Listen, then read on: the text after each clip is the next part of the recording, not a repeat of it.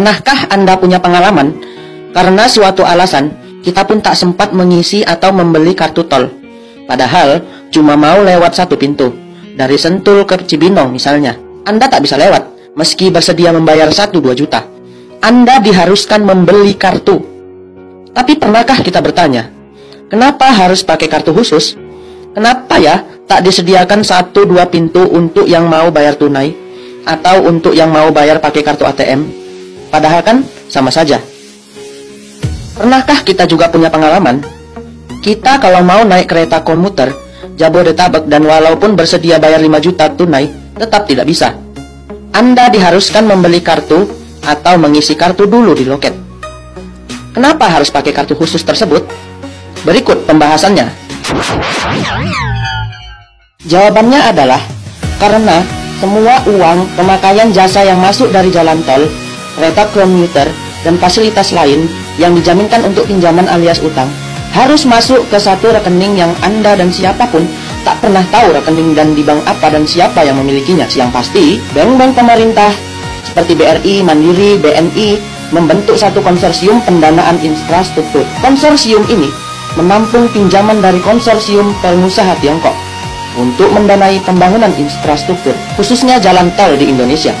Catat, bukan negara Tiongkok yang meminjamkan, tapi pengusaha Tiongkok. Pencairan pinjaman dari Tiongkok ini sangatlah mudah. Tidak seribet minjam dari IMF. Tapi, hasil dari pinjaman itu langsung diambil si pemberi pinjaman. Sederhananya, yang mengelola dan mengeluarkan dana adalah bank-bank pemerintah. Tapi, hasilnya langsung masuk ke rekening pemberi pinjaman. Jadi, begitu si pemberi utang setuju memberi utang, mereka langsung mendapat pembayaran tiap hari 24 jam uang masuk ke rekening mereka.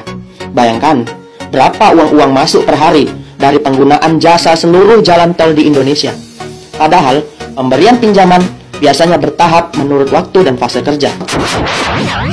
Mungkin Anda menyanggah, pemberlakuan kartu itu kan hanya untuk jalan tol yang baru saja.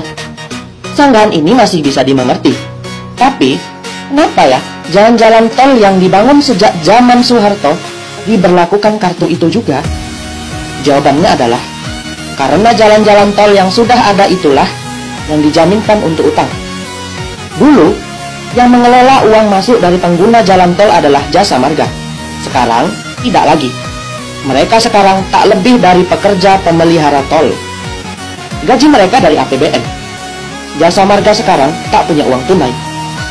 Jasa Marga hanya numpang nama sebagai pemilik jalan, namun tak mempunyai kuasa jalan tol. Tapi bagaimana kalau ada jalan yang rusak, pagar yang rontok, banjir? Perbaikan itu semua, pemerintahlah yang membiayai dari APBN atau APBD. Sebentar lagi, penggunaan kartu itu akan diterapkan ke bidang-bidang lain.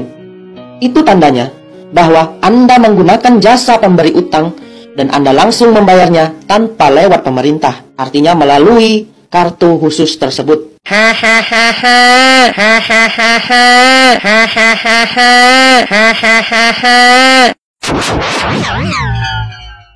Perhatikan pula, saat Anda mengisi kartu tol, tak mungkin hanya untuk satu jalan, karena sudah tersedia paketnya.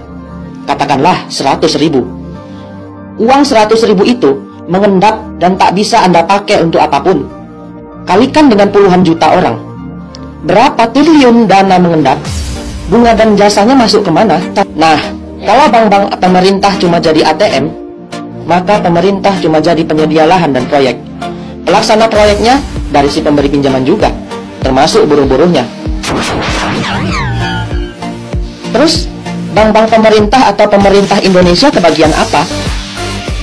Yang jelas, sudah dapat klaim bahwa Indonesia punya jalan tol, punya kereta komuter, punya infrastruktur ini itu. Tapi, tak punya kekuasaan atas semua infrastruktur tersebut. Lantas negara ini kebagian apa? Ya kebagian nama, bahwa Indonesia punya jalan tol, punya infrastruktur. Mungkin inilah yang dimaksud Pak Ma'ruf, bahwa hasil kerja pemerintah sekarang ini nyata. Kalau Anda tidak buta dan budak. Kecuali orang yang matanya kenapa? Buta. atau telinganya butek. Hahaha.